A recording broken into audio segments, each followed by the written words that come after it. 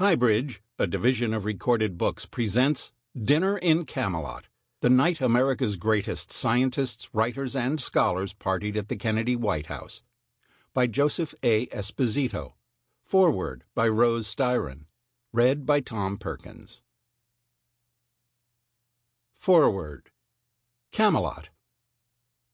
Joseph Esposito's evocative rendering of the famous Nobel Prize dinner at the White House in April of 1962 that symbolized the potential, the hope, of a truly forward-looking America so many of those of us attending innocently believed in, is enhanced in these pages by the author's exhaustive research. It has also deepened my understanding of that very special event when its host, President John F. Kennedy, famously remarked, "I think this is the most extraordinary collection of talent, of human knowledge that has ever been gathered together at the White House, with the possible exception of when Thomas Jefferson dined alone." We laughed. We were moved. Why were my husband, novelist William Styron, and I invited? And why James Baldwin, who had lived with us in rural Connecticut for a year? We were young writers, not Nobel Prize laureates. Bill sat at a table with Robert Oppenheimer, Ralph Bunche, and Nathan Pusey. I sat with Albert Szent-Györgyi and other luminaries. Our Connecticut neighbor Frederic March and poet Robert Frost added vocal culture notes, but the stars were world-famous scientists, even one who had led a protest against President Kennedy outside the White House that afternoon, and another who had been in the shadows for dubious reasons. The personal and political backstories the author has presented of the Nobel Prize attendees are intriguing pieces of history. His descriptions of the many tables, including over-the-top flower arrangements and a unique menu served, struck me as cinematic. I was charmed to be invited to dance by the man on my left, Albert Szent-Györgyi, to whom, when I was told that his office was in Woods Hole and he'd won the prize for his work on muscles, M-U-S-C-L-E-S, I assumed it was muscles, M-U-S-S-E-L-S, I began what must have seemed to him, embarrassing to me, a bizarre discussion on edible sea creatures. After dessert, tall Linus Pauling and his elegant wife Ava Helen got up to dance. Short Albert and I followed suit. It was apparently the first time anyone had decided to dance to the music of the select White House ensemble. Existing photographs confirm it was not all a dream.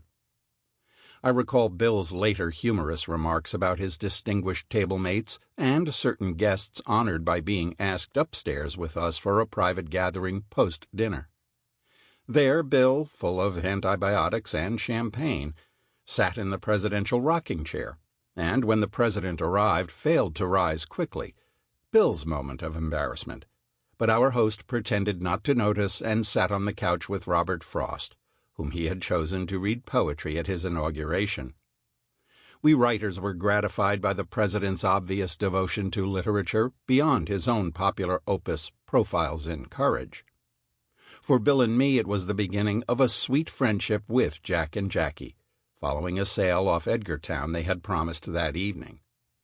Many meetings with Bobby and Ethel, to whom we'd been introduced there, later ensued in Washington and the Vineyard. By the 70s, we were especially close to Teddy Kennedy. Honoring my trip to Chile for Amnesty International, he facilitated a parole program for Pinochet's prisoners with entry into the USA. At his invitation, I chaired the Robert F. Kennedy Memorial's Human Rights Awards, and, reciprocating, he sailed over from Hyannis each summer bringing siblings, children, nephews, and nieces to camp overnight on our lawn, cook, play raucous games, and invade island beaches before sailing home, sometimes taking us and our kids along. We need to remember what that night at the White House stood for. Can we, today or ever, recreate such Washington camaraderie, such promise of official appreciation of art and science, such trust in the future of a peaceful, moral, generous, just, welcoming America? Rose Styron, June 21, 2017. Preface. This book is neither a biography of John and Jacqueline Kennedy nor a broad celebration of Camelot. It is a snapshot in time, one night in April 1962, in which American intellectuals were gathered for a memorable evening at the White House. Not only was the evening important in itself and for what it symbolized, but it was significant because of the relationships that were formed at the dinner and how those relationships shaped the nation and the world in the years to come. This Nobel Prize dinner, the largest of the Kennedy White House years, came at a time when the United States was at the height of its power. It can be argued that the world was different for many reasons after this time. One thing is clear, there never has been a gathering of such American intellectuals at the White House since. The value that we place on the contributions of artists, writers, scientists, and thinkers was at its apogee. I was drawn to this story for several interconnected reasons. First, I met Senator John F. Kennedy in October 1960 in the waning days of the presidential campaign. Like so many, I was encouraged by him and his presidency. This childhood encounter stimulated my interest in government and politics, and subsequently I served in 3 presidential administrations. Second, my wife, Hope Carter Esposito, is a direct descendant of James Hoban, the designer and first architect of the White House. I was drawn to the opportunity to further study the art and history of this most historic building in America. And third, and most important, I was mesmerized by the story of this dinner and what it represented. It remains a celebration of some of the most impressive qualities of this nation, research and thinking at the highest levels, often accomplished by people fleeing from tyranny and turmoil in other countries. This dinner also shows the United States at its finest and reminds us that we can again place a premium on civil discourse, consensus building, and recognition of serious achievement at the highest level. This book is a paean to what America can be. Joseph A. Esposito. Key attendees at the dinner at the White House, April 29, 1962. The Kennedys. John F. Kennedy.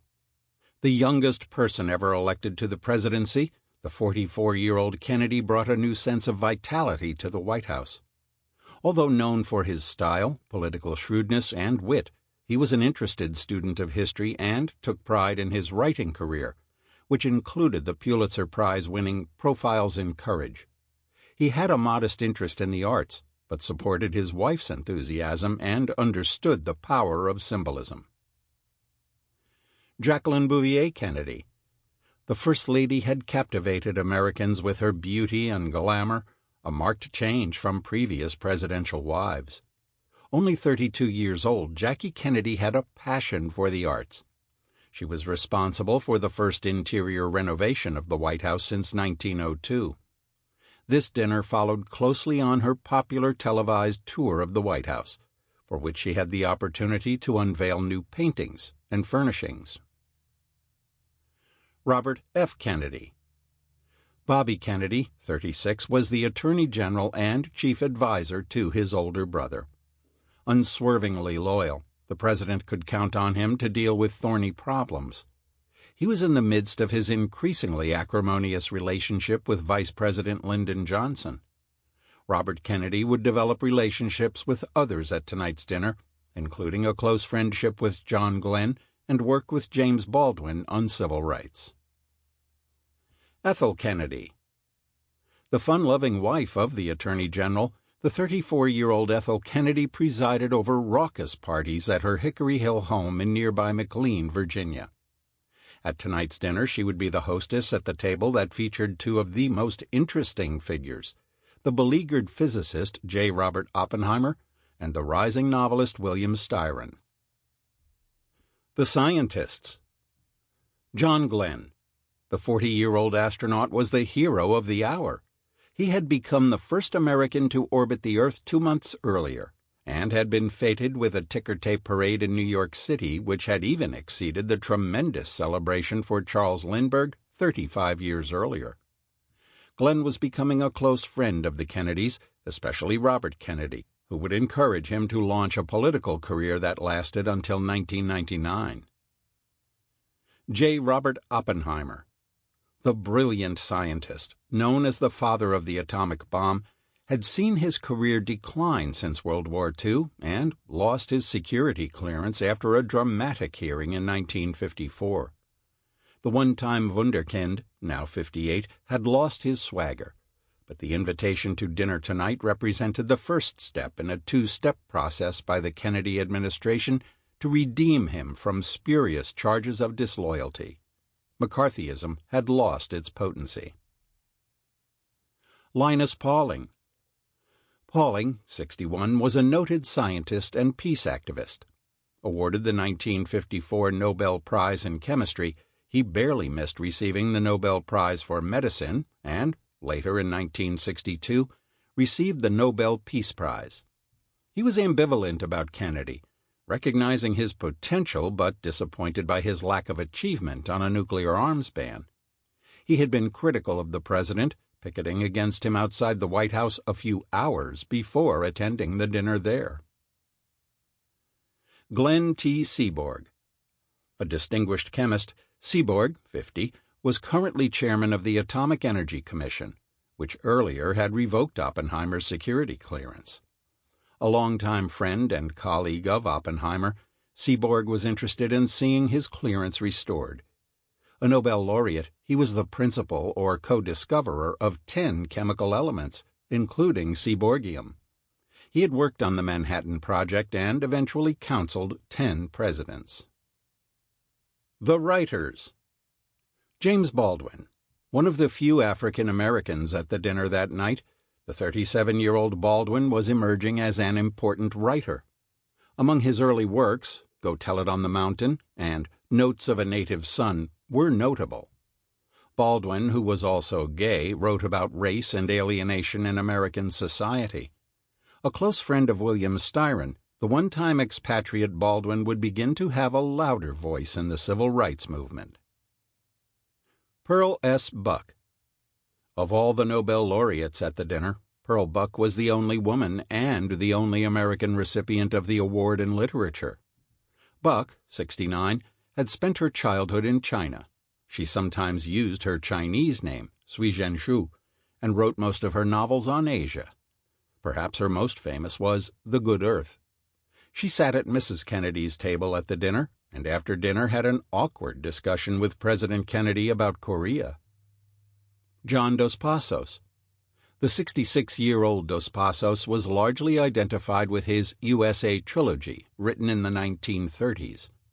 William Styron, another guest at the dinner, had fallen under his spell as a college student, later saying that he was one who had been valuable in teaching me how to write the novel.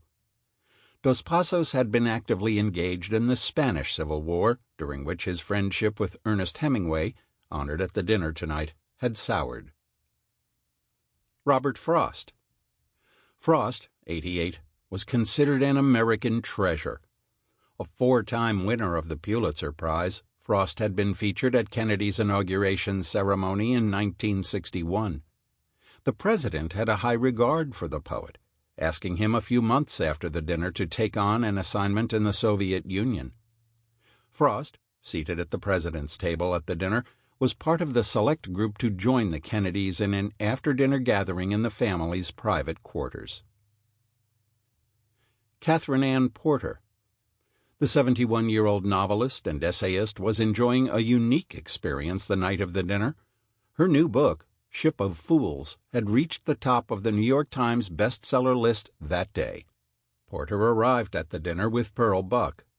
She was friendly with a number of people present, including James Baldwin, on whose demeanor that night she later reported. Rose Styron. Rose Styron, in her 30s, recalls the dinner as a personal high point. She danced with Nobel laureate Albert Szent-Györgyi. More than a half-century later, she recounted the details of the intimate after-dinner cocktails in the Yellow Oval Room, at which the Styrons made plans for a sailing outing with the Kennedys and, indeed, launched a long-time friendship with the Kennedy family. She became a noted poet, writer, and activist in her own right. William Styron. Bill Styron, 36, was a rising American writer at the time of the dinner. His third book, set this house on fire had attracted the attention of the White House. That and his friendship with writer John Marquand, Jr. were probably responsible for his invitation. Styron's greatest works, The Confessions of Nat Turner and Sophie's Choice, lie in the future. Styron, affected by medication and drinking at the dinner, wrote a humorous account of the night. Diana Trilling. Di, of the Di and Lie Trilling couple, the 56-year-old writer, critic, and reviewer, was known for her strong views. She was a staunch anti-communist.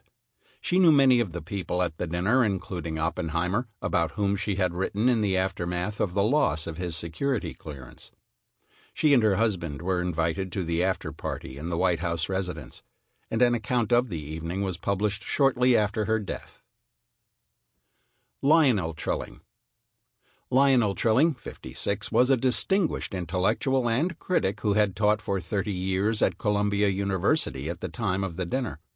He was a member of the group known as the New York Intellectuals and wrote for the Partisan Review. Among his books was the well-received The Liberal Imagination, first published in 1950.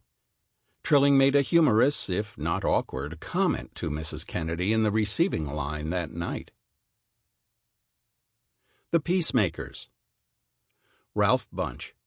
Along with James Baldwin, he was the most prominent African American at the dinner. Bunche, 58, was an American diplomat who had received the Nobel Peace Prize in 1950 for his work on Israel.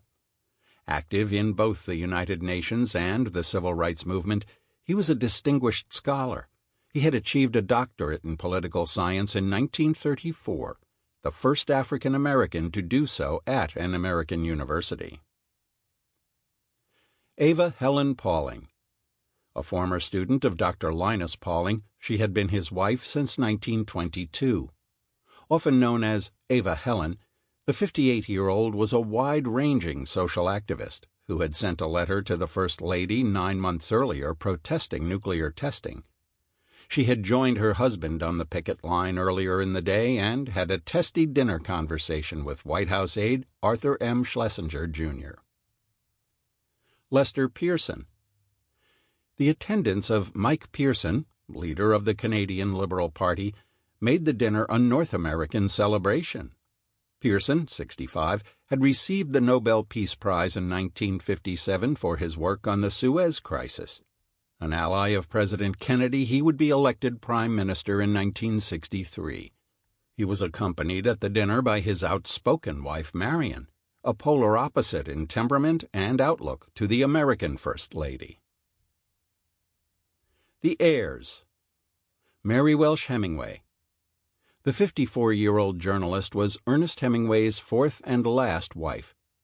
Papa Hemingway, who had committed suicide 9 months earlier, had been a Kennedy admirer, and the president admired him as well.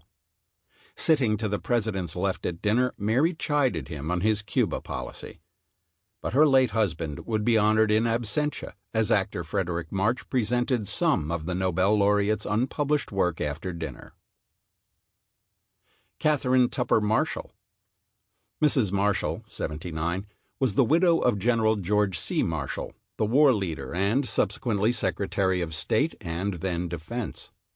He had received the Nobel Peace Prize in 1953 for creating and implementing the European Recovery Program, the Marshall Plan. She sat at the president's right at dinner that night.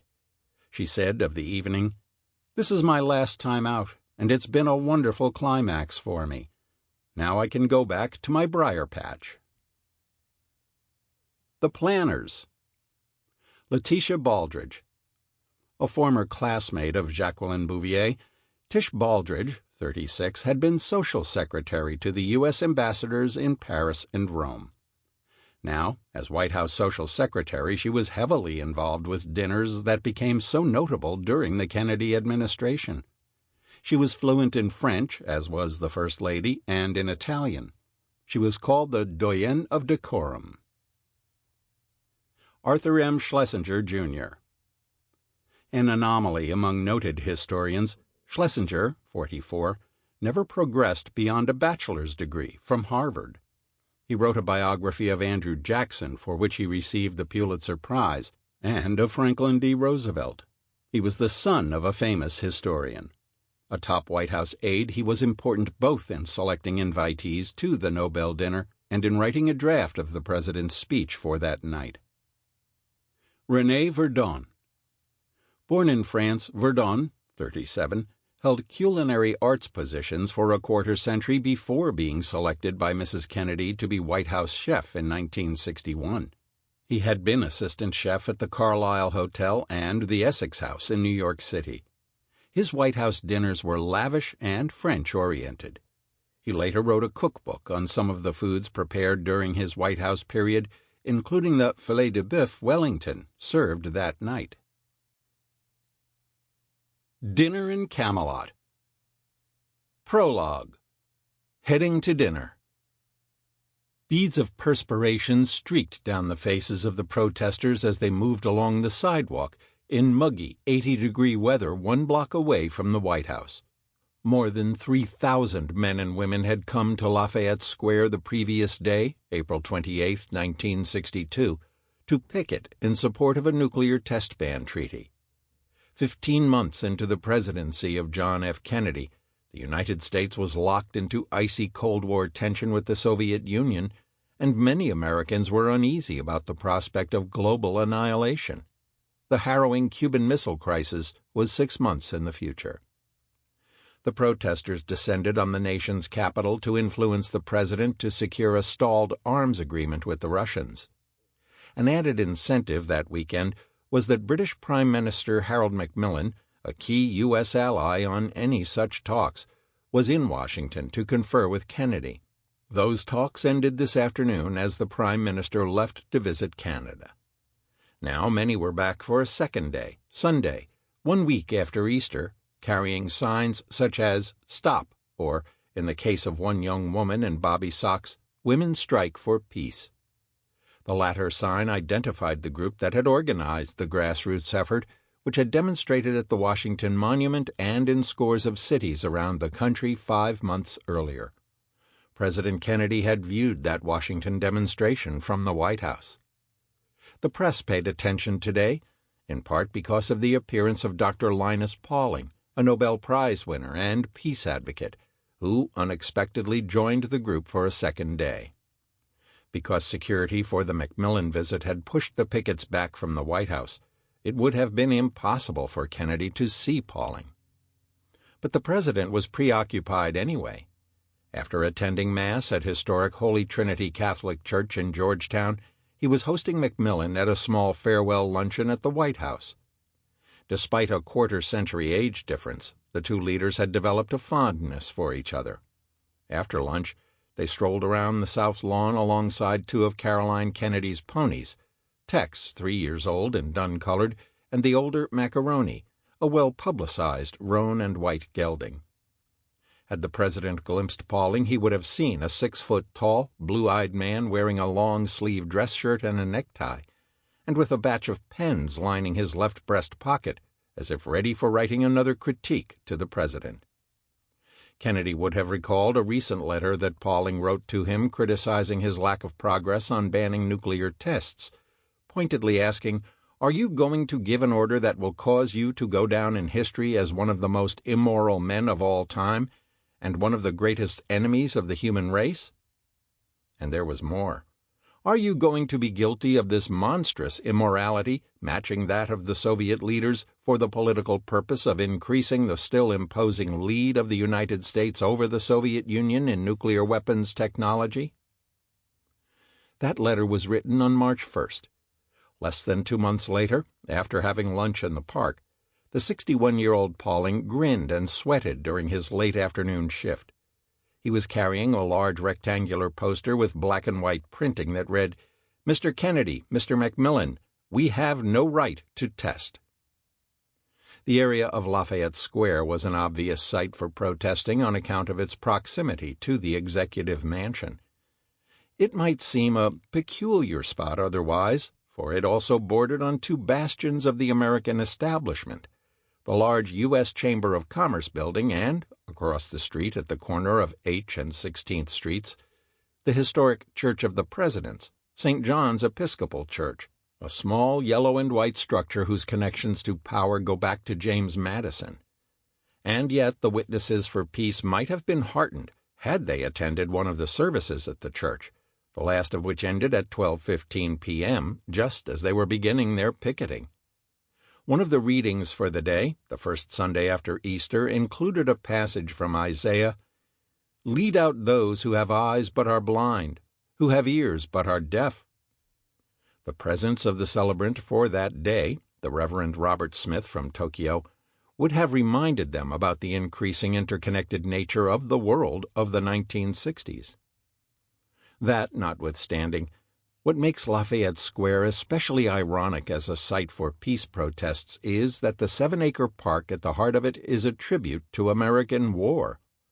Its corners have large statues memorializing 4 foreign generals who fought in the American Revolution: Kosciuszko, Lafayette, Rochambeau, and von Steuben. In the middle of the square facing the White House is an equestrian statue of American military leader and President Andrew Jackson. Walking along the perimeter, Pauling was joined by his wife, Ava Helen, a longtime pacifist. Once a student in his Chemistry for Home Economics majors class at Oregon Agricultural College, Ava Helen had been married to Linus for 38 years. Although she deeply admired her husband, she had pushed the brilliant chemist toward social activism, heightening his awareness and joining with him on such issues as Japanese internment, women's rights, world federalism, and now nuclear nonproliferation. However, the Paulings had come from their home on Fairpoint Street in Pasadena, California, to the nation's capital not to protest, but to attend a White House event. President and Mrs. Kennedy had invited 49 Nobel Prize winners and other prominent intellectuals to dinner at the White House. Linus Pauling, whose political activism was monitored by Congress, including the House Un-American Activities Committee and the Senate Judiciary Committee, was criticized by both the right and the left for accepting the invitation. The Caltech scientist, however, believed in dialogue and saw no contradiction in accepting an invitation from someone he had so recently chided, and said so. And evidently the president had no problem in inviting the dissident scientist who was so blunt and public in his criticism. The Paulings eventually left their fellow protesters and walked 4 blocks to the Grand Willard Hotel at 14th Street and Pennsylvania Avenue, where they were staying. Back at their air-conditioned room, he changed into his tuxedo and she into a chiffon gown and long white gloves. There was still a peak of sunlight left on this first day of daylight savings time at 7:45 p.m., as they joined a queue of distinguished guests entering the White House perimeter through the southwest gate. The police checkpoint worked quickly and rather informally. Even when the controversial writer and longtime expatriate James Baldwin approached the guard station without an invitation or even identification, there was little problem. He simply showed the guard the inside of his tuxedo jacket, which had his name sewn in. A few guests entered through the northwest gate, and some, such as Samuel Eliot Morison, the noted historian, accompanied by his wife Priscilla Barton Morison, and novelist Pearl Buck, had forgotten their invitation cards. But under the keen observation of White House Chief of Police Ralph "Smoky" Stover, the guards, now experienced through a number of White House dinners this past year and a half, saw that the clearance system could adjust accordingly. And so, the Paulings were now standing in a much different line of people than they had been only 5 hours earlier. The group of mostly ordinary Americans who paced the nearby street that afternoon was concerned about what they considered an ominous future. This evening's group, according to one guest, Rose Styron, represented a peak of American accomplishment and hope. White House Social Secretary Letitia Baldridge called this event the Brains Dinner because of the intellectual stature of the guests. Among the 175 guests, the largest dinner group during the Kennedy presidency, there were dozens of Nobel laureates, mostly scientists, but also Pearl Buck and 2 Peace Prize winners, as well as other prominent American writers, scholars, and college presidents. They streamed into the vestibule and the grand 18-foot by 80. Sample complete. Ready to continue?